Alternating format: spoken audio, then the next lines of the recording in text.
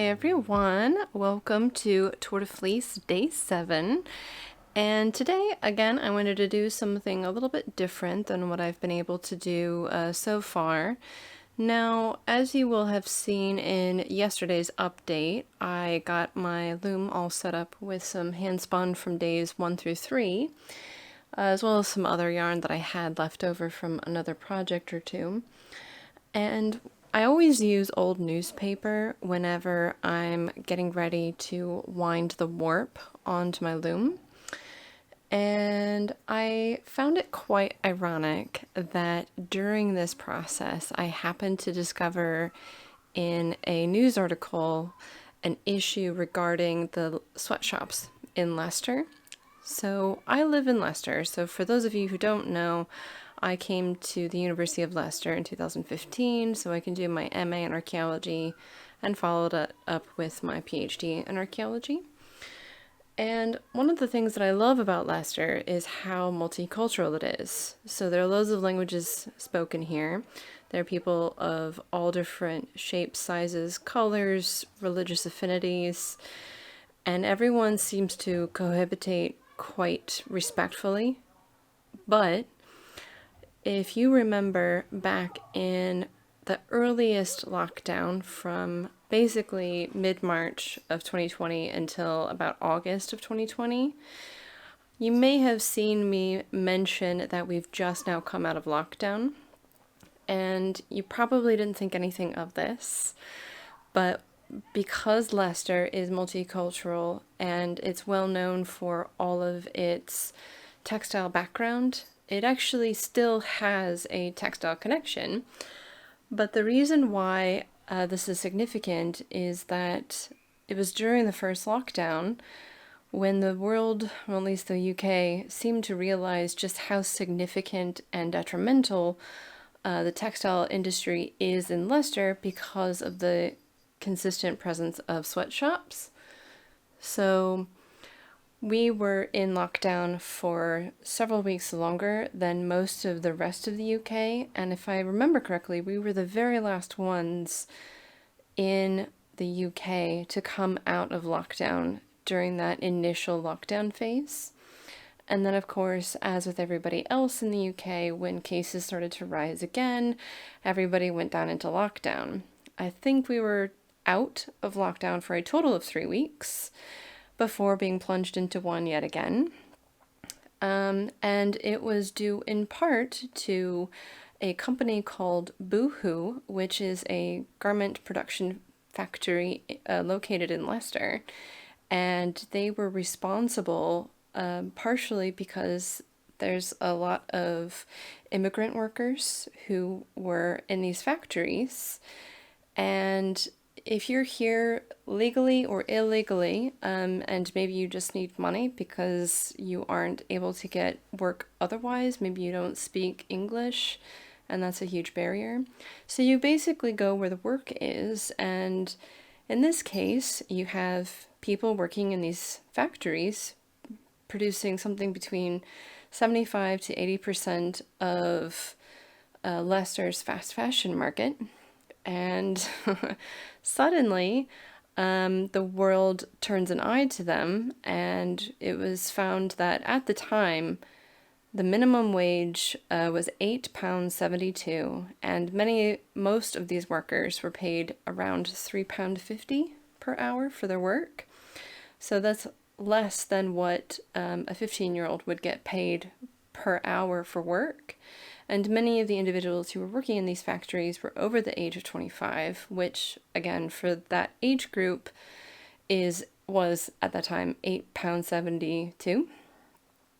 So the initial article that I found yesterday while setting up my weaving, that was from March of 2018. And it was a slightly more general discussion about Leicester sweatshops and that the wage does not reflect the minimum wage per age group, nor are the conditions suitable for people working, especially at that wage.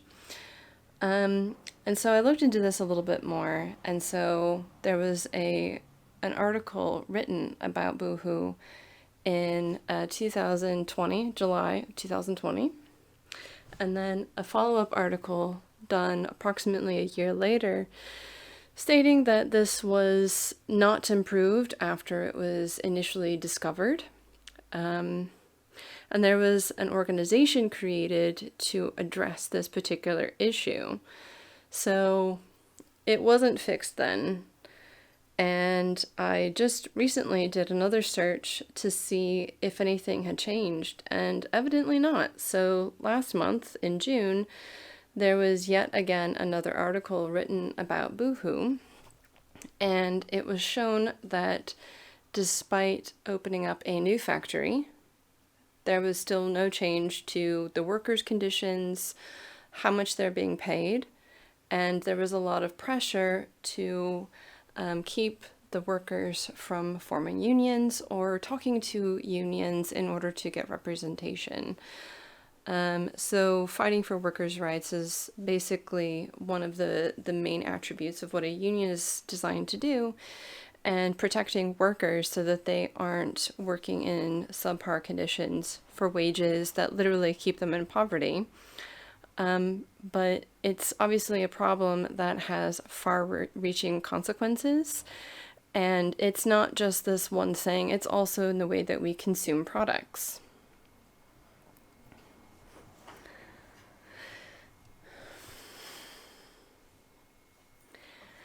Now, I know that if you're watching this video, you're probably a producer, whether you knit your own or crochet your own or weave your own.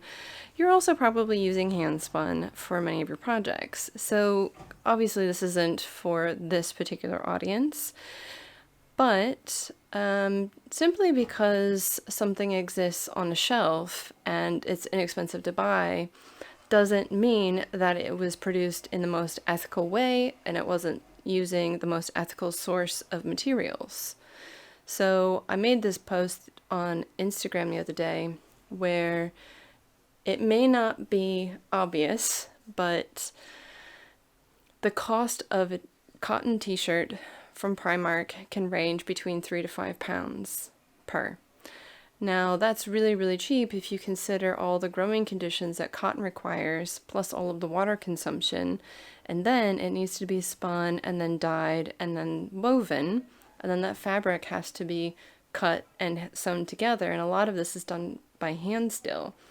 So how can you justify producing an entire shirt for £3 that another company who isn't directly making it is selling it for?